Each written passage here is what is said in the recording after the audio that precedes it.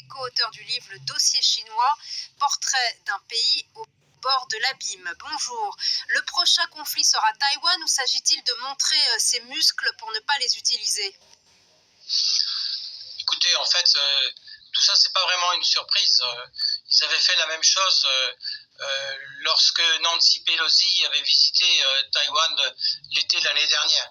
Donc Nancy Pelosi, c'était celle qui était présidente de la Chambre des représentants avant M. Kevin McCarthy. Alors bon, Pékin veut montrer ses muscles, veut impressionner, veut montrer qu'il y a une ligne rouge qui a été franchie par Taïwan avec cette rencontre, mais c'est pas bien nouveau et je peux vous dire que je suis en lien avec des amis à Taïwan et cette histoire non seulement n'est pas en tête des actualités sur la télévision taïwanaise, mais elle est en 3e ou 4e position. C'est pour vous dire qu'à Taïwan, la sérénité reste de mise. Et ça change quoi des manœuvres à tir réel annoncées autour de Taïwan? Il y en a déjà eu pareil l'été de l'année dernière. Simplement, le scénario est aussi d'ailleurs le même, c'est montrer que l'armée populaire de libération est capable d'encercler complètement Taïwan et donc d'étouffer Taïwan, qui serait un prélude à l'invasion de l'île. Voilà, mais vous savez, une guerre à Taïwan, personnellement, j'y crois pas du tout, en tout cas pas dans les années à venir. Et si on veut que la Chine, par ailleurs, fasse pression sur la Russie, vu le contexte de la guerre en Ukraine, est-ce qu'il ne vaudrait pas mieux, sur la scène internationale, calmer le jeu et maintenir le statu quo à Taïwan? Écoutez, justement, on voit bien où penche Pékin et son dirigeant suprême, Xi Jinping. Ces manœuvres ont été déclenchées quelques heures après le départ d'Emmanuel Macron de Canton, qui était sa dernière étape en Chine populaire. Pendant son séjour, il avait plaidé justement pour un engagement de son homologue chinois Xi Jinping pour faire en sorte que Vladimir Poutine arrête la guerre. Les réponses qu'il a eues ont été des plus vagues. Alors bon, on voit où penche, effectivement. La Chine aujourd'hui, elle penche en direction de la Russie. Et est-ce qu'il y a un intérêt actuellement purement militaire à ces manœuvres, finalement?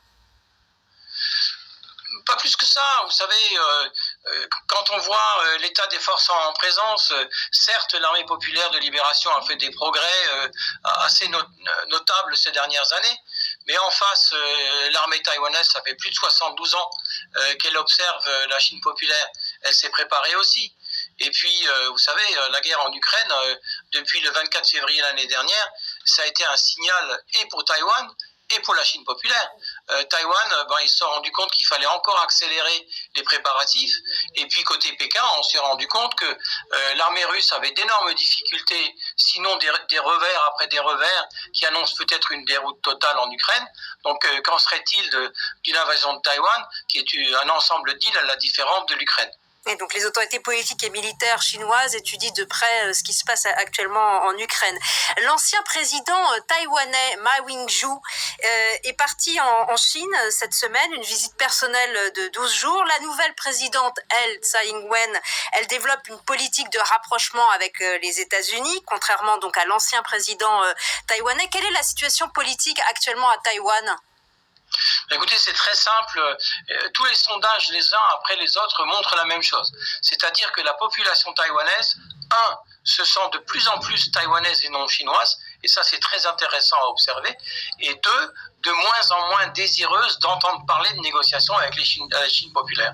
Donc cette fameuse réunification, un terme d'ailleurs impropre vu que le Parti communiste chinois n'a jamais contrôlé Taïwan, la réunification, ils n'en veulent pas, c'est tout. D'accord, donc Taïwan par ailleurs qui n'est pas reconnu par l'ONU comme un État souverain, qu'en pensent les Taïwanais? Vous savez, ça date déjà depuis longtemps, parce qu'en fait, les États-Unis ont reconnu la Chine populaire au détriment de Taïwan en 1979. Donc ça fait déjà un bon moment. Mais en même temps, dès le début, le Congrès américain, à cette époque-là, avait passé un texte de loi qui prévoit que les États-Unis continueraient d'armer Taïwan pour que Taïwan soit en mesure de se défendre. Depuis maintenant 2 ans, le rapprochement avec les États-Unis s'accélère.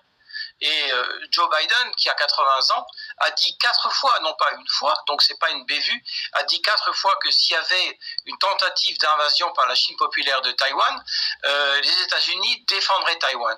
Bon, donc sous quel aspect? Évidemment, il ne le dit pas pour des raisons assez évidentes, stratégiques et tactiques. Mais bon, l'appui américain est là et la Chine le sait. Merci beaucoup Pierre-Antoine Donnet d'avoir été avec nous et merci pour votre analyse.